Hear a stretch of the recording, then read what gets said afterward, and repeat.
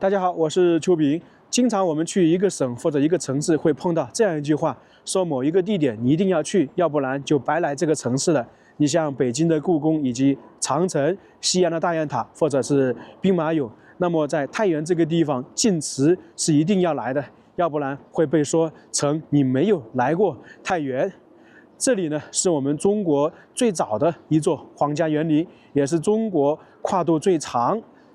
保存最完整的一座祠堂园林式的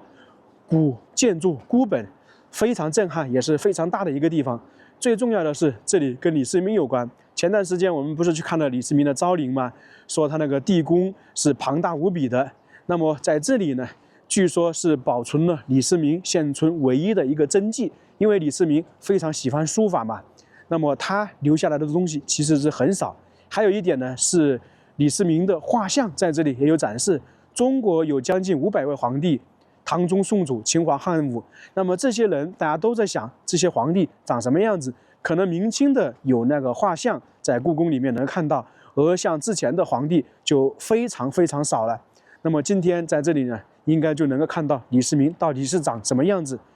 这就是晋祠景区的导览图，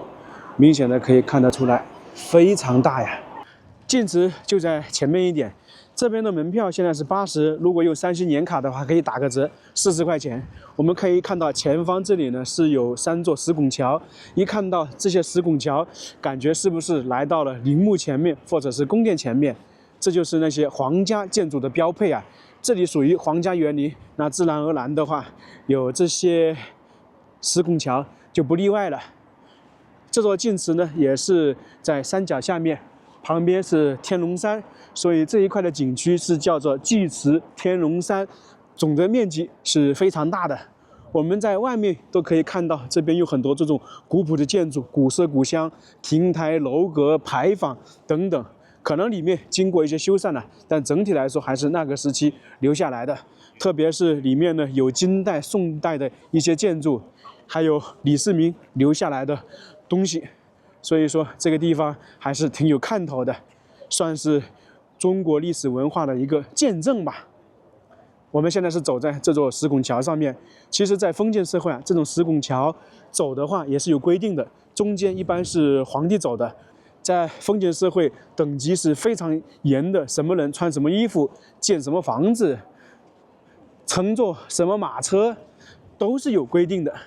刚刚我们看到桥，在旁边呢就是一个湖泊，有桥必须有河流嘛。那么按照郦道元所记载的，这里呢应该是一个藏风聚气的地方，因为我们之前在陵墓也看到了，一般从最里面到最外面呢都是有一条河流连接着的，那最外面就是一个祠堂，相当于常说的龙气不外泄。这里不知道是不是有这个含义啊，但是我猜想当时在建造这座园林的时候，肯定是考虑了所谓的风水学。现在准备进去了，这个是一个牌楼，方林式牌楼。那么以前应该这里也有一座寺庙，晋祠圣境。往里面走，这一块挺大的，大门还在前面呢，我们还没进入到核心的地方。大家一看到这种建筑，是不是像宫殿的大门呢？因为毕竟这里属于皇家园林嘛，时时刻刻、无时无刻体现了皇家的气派。当时建造的时候，基本上就是皇帝才来这边游玩，他又不对外开放的，那自然而然的话，就是以高档、豪华、奢侈为主了。关于这个晋祠是什么时候建立的，无从考证。有一种说法呢是周朝时期建立的，那个时候还是奴隶制社会；还有一种说法呢是北魏时期建造的。关于北魏，主要是根据郦道元所著的《水经志》和《魏书地形表》记载。这个郦道元，我们说是地理学家，其实还有一种说法呢是说他是很成功的所谓风水师。因为我们在很多陵墓中说的藏风聚气，都是他那里记载的。晋祠这个地方呢，里面有殿宇、亭台、楼阁，非常多，山环水绕，文物荟萃，古木参天，是一处风景十分优美的古建园林，被称之为山西版的小江南。晋祠一开始是叫做唐叔虞祠，是为了纪念晋国开国诸侯唐叔虞以及他的母亲姜后而所建造的一座大型祠堂式古典园林，可以说是驰名中外。关于唐叔虞这个人呢，可能很多人不熟悉，他其实是非常早的一个历史人物，可以追溯到大概离现在是2700-800年左右。我们有一个熟知的《封神榜》，当时是武王伐纣，他成功之后，就把当时可能打江山的这些人分封到全国各个地方做诸侯。我们熟知的春秋战国那些国君，就是周朝那个时候分封下来的。周武王去世之后，是由太子继位，不过他的年纪比较小，就由他的叔叔周公辅佐，这就是历史上非常有名的周公辅成王。当时的周成王还有个弟弟叫做叔虞，一天游玩的时候，他就决定把他的那个弟弟分封出去，最后呢就分封到唐国为诸侯，就是我们现在的山西。这个叔虞来到唐之后，在大臣的辅佐下，领导广大人民，积极开发农田水利，使大家过上了富足安康的日子。唐叔虞死后，人们为了纪念他，就在他的封地内选择了这片依山傍水、风久信绿的地方，修建了祠堂来供奉他，取名为唐叔虞祠。这个他的儿子继位之后，因境内有济水流淌，于是呢将国号由唐改为了济国，这也是山西简称晋的由来。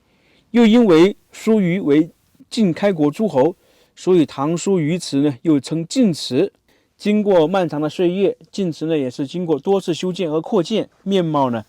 不断改观。这个晋祠到底是什么时候修建的，没有具体的考证。不过呢，在北魏地理学家黎道元所著的《水经志》和《魏书地形表》有记载了这个晋祠的存在。也就是说，晋祠大概是始建于北魏那个时期，或者比它更早一点点。刚才我们介绍了一下晋祠的来源，也走了一段距离，那么到了这边才算是进入到晋祠的核心区域了。里面是博物馆，晋祠的那些国宝都是在那个里面，特别是有一个圣母殿。现在呢，我们通过这个拱桥进去，在这里感觉就来到了故宫前面的广场一样的，包括我们看一些陵墓前也是有一个大的广场。那么前面呢，就是晋祠的算是真正的大门，那里呢是不是有点像那个午门一样的？在那个山上面还有一些建筑，不知道是什么。我今天肯定是不爬山了，我现在说到山就害怕。到了这个里面，相对来说人就少一点，因为门票是在里面念的，也就是说进到那个博物馆才是收费。我们外围这些区域呢是不用门票的。这边就算是正式的大门了，感觉跟大红门有点相似。在这里看到一个建筑，三进明泉，也叫做水镜台。它这里是一个戏台呀，始建年代不详，在明朝万历时期经过修缮。其实很多建筑都是在明朝修缮的，不过看这个建筑它是非常具有特色的，在这里体现了中国建筑的殿、台、楼阁4种，是不是很有意思啊？上面有块牌匾“三进明泉”，三进是从什么时候开始呢？三晋大家非常熟悉，因为我们经常说三晋大帝，这个称呼非常久远，是韩魏赵在春秋末期三家分晋那个时候才有这个名字的。等一下呢，我们再详细的说一下三晋。先走上去，这个是正常来讲，戏台的后面，里面呢是梳妆打扮，或者是那些唱戏的人在这里，后面呢才是戏台。在这里呢也有雕刻的龙。在整个晋祠里面等一下我们来看到北宋的木雕龙刻，非常精美好像是孤品。刚刚我们说了，这栋建筑呢集合了殿、台、楼、阁4种风格。从眼前这样看的话，上部是重檐歇山顶，它像一座楼；下部呢为宽阔的宫殿，它又是殿。从左和右看呢，又分别是楼和阁，非常特殊这称得上是国宝级的文物，这种建筑还是非常少的。这个建筑非常精美啊！来到晋祠这个地方，你能够看到从北宋到民国时期的各个时代的建筑，这个在全国也是比较少见的，基本上只有山西才有。山西的一些寺庙呢，也有这些建筑类型啊。这就是戏台了，他们是在这里唱戏，因为这属于皇家园林嘛，王公大臣或者皇帝也好，来到这里，他没有什么娱乐设施，那么就可以在这里听他们唱戏。那唱戏的人就是从那里面出来，在这里唱的。然后我们看看上面这些建筑，都是有彩绘的，感觉以前应该有一些贴金了。水晶台，刚刚我们说了，这几个字呢是明朝的书法大家写的。那水镜2个字出自于《汉书·韩安国传》，在上面也有壁画，像上面那些金色的，我不知道是不是贴金呢，可能是哦。这栋建筑是2个时期建造的，戏台这一边我们称之为正面，是清朝的，而刚才我们看到的那一部分呢，是明朝建造的。看资料说，在这个戏台下面有好多个大水缸，相当于是我们现在的音箱。在远处看这个戏台真的是非常壮观啊，只能这样形容。这种建筑在全国都非常少，戏台经常见，但是像这种4种结合的殿台楼阁，我是第一次见的。戏台过来是一座桥，会仙桥，明代的，也叫金人桥。传说当时明朝一个翰林在这个桥上和仙人相会，从而呢有这个名字。在这个里面的桥太多了。过了会仙桥之后，就是金人台，也称之为莲花台。台是方形，在台上4个角落呢，各立一尊高约2米的铁人，因铁为5金之属，所以称之为金人台。这几个铁人呢，仿佛是佛教中天王的塑造，采用北宋先进的冶铁铸造工艺。我们现在看到的至尊呢，是上个世纪经过修缮的，其他3个铁人呢是原版的。这一尊铁人最有意思，是北宋时期公元1097年建造的，造型比例比较适当，保存完整，被称为宋朝的不锈钢。这尊铁人呢，右臂举高，左臂挡袖，紧握双拳，2手中原来应该握有木质兵器，不过呢，由于时代久远，木质已经腐朽了，这个武器已经不存在了。在这个铁人的胸前呢、背后以及腿部呢有铭文，详细的介绍了铸造年代以铸造这个铁人的目的。目的呢是祈求神灵的保佑，镇水利民。铁人过来之后，应该算是晋祠的核心地方，有献殿、圣母殿，这个是对月坊，也是我们俗称的牌坊，位于晋祠的中轴线上面。它是创建于明朝万历时期，从牌坊过来就是献殿。这座献殿的历史非常悠久啊，始建于金朝时期，公元1168年，明朝又重新修过了，是晋祠的3大国宝建筑之一。献殿就是我们平常说的享殿，它当时这里是摆放祭品的，因为它前面就是圣母殿嘛，晋祠的主要殿宇之一。当然现在是没有什么空如也，不过呢，当年是发挥了巨大的作用。从献殿出来之后，远处看到那座宏伟的建筑是圣母殿，而中间呢，表面看起来这是一座桥梁，其实呢，它是我们国家的一级文物，是一座精致的方形河岳鱼藻的古桥建筑，与圣母殿同建于北宋时期，到现在也差不多1000多年的历史了。整个梁架都是宋代的遗物，这种十字桥是中国现存古桥梁中的孤立，也就是唯一的。古人以圆者为池，方者为藻，在这个里面呢，由于还比较多，所以呢就取名鱼藻。在这个里面呢，有34根八角形石柱，柱顶呢架斗拱和枕梁，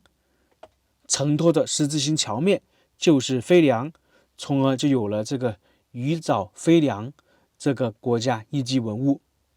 非常精美呀。如果大家没去了解的话，只是以为这是一座简简单单的桥梁，其实不是啊。这种桥梁呢，也是中国现存最早的水陆立交桥。我们现在看到这个桥梁是北宋时期修建的，那其实在我们一开始说的北魏学者李道元那本书上就已经记载了这一座桥梁。算起来，这座桥在1400年前的北魏时期就已经有了，只不过后面损毁了，又重新复建了这样一座桥梁。放眼全世界，也是唯一保存完整的最早的古十字形桥。像梁思成先生曾感叹道，这种形式的石柱桥在古画中偶见，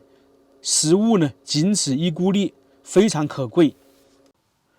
前方是圣母殿，是晋祠的主殿，也是晋祠的3大国宝建筑之一，创建于公元1023年到公元1032年，差不多现在是1000年的历史了，是中国宋代建筑的代表作，面阔7间，进深6间，重檐歇山顶，也是五殿式建筑，应该是中国建筑的最高等级，殿高19米。这是大殿的角落，它这个角呢升起明显，给人以稳重之感。这一座圣母殿不光它的建筑是国宝，包括它里面留下的东西也是国宝。现在呢，我们就近距离去看一看。走到这个圣母殿前面，明显的可以看到有8根木雕的盘龙柱，也是建于北宋时期，跟这个圣母殿是同时期建造的。这是我国现存最早的木雕盘龙柱。龙呢，我们一直都知道是中华民族的象征，代表着吉祥、尊贵、力量和好运。我们经常说盘龙柱，盘龙柱，而这8条盘龙和我们以前看的盘龙柱不同，它是将龙和柱分开雕凿，先有柱子，后面呢再将盘龙运用榫卯结构雕凿好，拼接在一起。这个就跟我们之前看的不一样，我们在其他的一些陵墓啊或者建筑，它是完整的在木头或者石头上面雕刻出来的。正是因为这个龙盘在柱子上，有了榫卯结构，才使得这些龙非常坚固，历经千年依然呢鳞片层层，看起来呢跟刚雕刻没多久的龙一样，可以说是栩栩如生啊。很多人应该没见过。现在我们来看一看圣母殿里面的样子，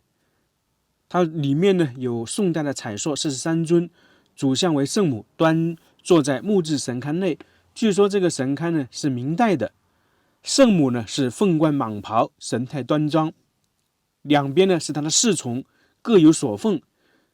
特别是这个殿宇里面的宋代仕女塑像，是晋祠文物中珍贵的佳作。它是按照封建社会的宫廷制排列的，是宋代皇室生活的缩影，总共是44尊，是不同年龄、不同个性的女性形象。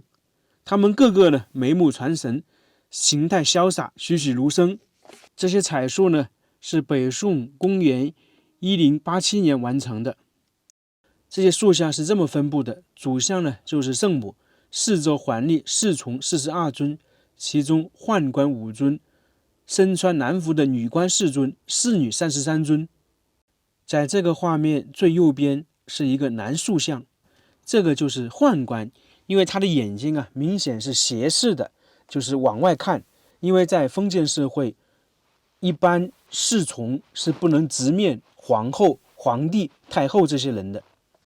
在这里有一个非常有意思的地方，我们知道这个圣母殿呢是为了纪念唐叔虞的母亲而打造的一个殿宇，而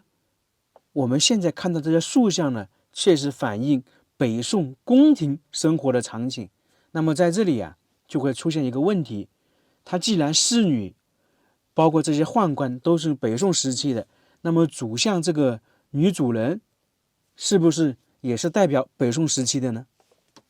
正常来讲的话，侍女是北宋时期的，那么那个女主人应该也是北宋时期的，从而呢就有这样一种说法，上面神龛里面的这个塑像代表是刘娥，她是何许人也呢？是宋真宗的皇后也是宋朝第一个临朝称制的女主。在公元1020年，宋真宗病重，朝政呢多由刘娥裁决，这个就跟武则天很相像。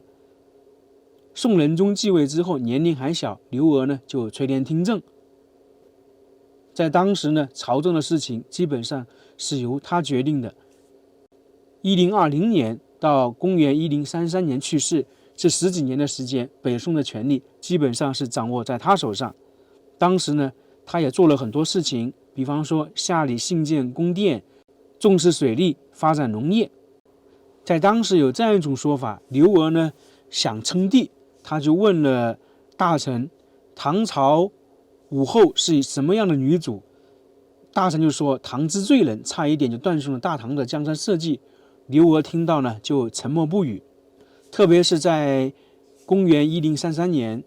刘娥去世之前呢，他身传帝王的衮服，在宋朝太庙祭祀宋朝的历代帝王。从这里呢，也可以看出他在宋朝的地位。不过呢，他好就好在呢，没有像武则天那样称帝，使得呢宋朝对他的评价还算比较不错。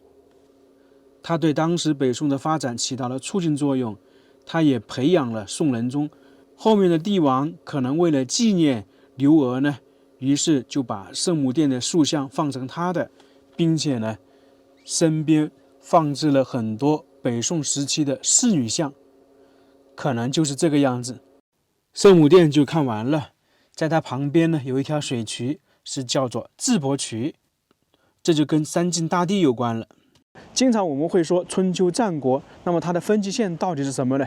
就在晋祠这里一条水渠，是不是很有意思啊？我们来说一下这个故事。当时周朝建立之后，它是分封诸侯，在中华大地上面有很多诸侯国，你像晋国、齐国等等。那么晋国呢，它又算是下面分封了，在下面呢是有六卿制，有6个大的家族，基本上掌管了晋国的各个地方。那么后面经过几百年的征伐呀，就变成4个诸侯国，4大家族，韩、赵、魏、智4个家族，其中呢智他们家族实力最强。后面智家的家主智伯呢，和韩、魏2家一起发兵攻打赵家。赵家当时是在太原这一带，韩、魏呢都是靠近山西的南部。由于3家是联合攻赵，实力比较强大，赵国呢抵挡不住，后面呢就退守晋阳城。那当时呢，智伯包括韩、魏2家准备用水呀淹没晋阳，赵家的家主非常着急，他也没什么办法，因为实力打不过嘛。那在这个时候呢，他的手下呢就出了一个主意，他说解决方法还是在韩、魏2家，你告诉他们说，如果我们赵家倒了，那么你韩、魏2家呢也不行，因为我们3家唇亡齿寒，你们2家的实力联合起来也比不上智伯家。于是呢，那个赵家的家主趁夜市来到韩、魏2家这里，跟他们说了这个事情。那韩、魏2家的家主一听也是这个道理哦，于是他们3家就联合起来，说要把那个智伯处理掉，把它消灭掉，然后呢，晋国由我们3家来瓜分，那么就达成协议了。到了晚上呢，韩、魏他们就在这个水渠旁边相当于是河流一样，把这个掘开一个口，让水去淹没智家。因为当时他们的部队就在一个水渠河流旁边，结果呢，智伯家就大败，韩、魏、赵3家呢就把智伯家消灭了。这个时候，晋国主要家族就是剩下这3家。那么晋国的国君在他们眼里呢，已经称不上什么，他们3家呢决定分晋，分成韩、魏、赵3国。那这样的话，战国7雄就基本出现了，这就是春秋战国的分界线。可能大家都想不到，一条水渠、一条河流，竟然是春秋战国的分界线呢，是不是非常有意思？据说当年他们战场就在晋祠这一块。我们在一开始说，这里面保存了李世民的真实画像，就在我们旁边的电影这里啊，现在去看一看。不光有他的画像，还有李世民亲自写下的文字刻成的一块碑，因为李世民当年来过这个地方。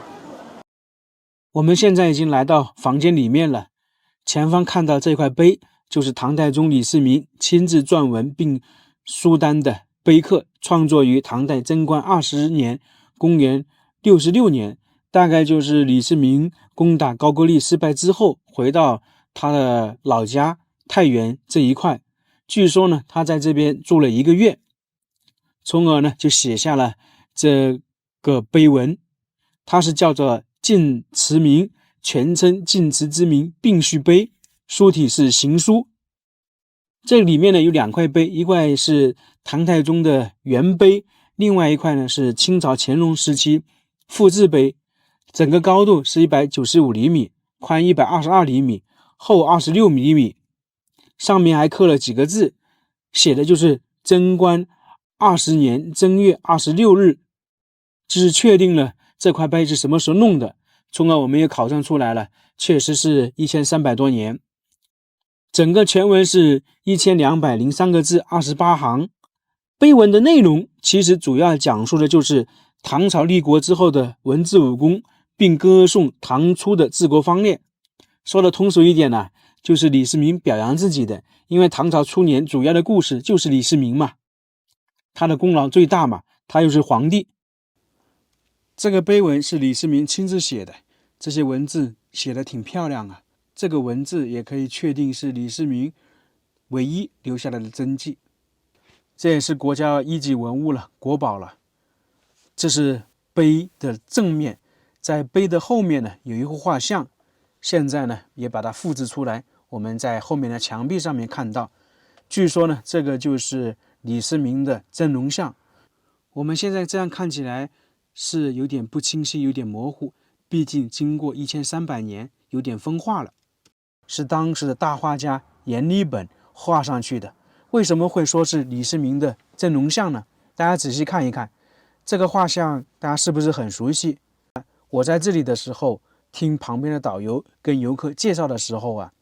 现在很多影视剧李世民的形象包括画像就是根据这个画来制作的，来描述的。因为这块碑是1300多年，这个碑确定了是唐太宗那个时期，碑的后面画像，那肯定也基本上就代表了李世民，因为明显看得出来，整个这个人物形象啊，就是一个帝王形象。所以说，这幅画像呢，就是现在保存下来唯一的李世民真容像。大家觉得这个是不是李世民啊？反正跟我们平时看到的真的有点相像，只是说历史有点悠久了，可能风化了一点。中国封建社会将近有500位皇帝，特别是这些有名的皇帝，对他长什么样，我们一直比较好奇。那么今天在这里呢，就知道李世民长成什么样子了。很多人来晋祠呢，对于这块碑可能不会那么关注。在这里得说一下，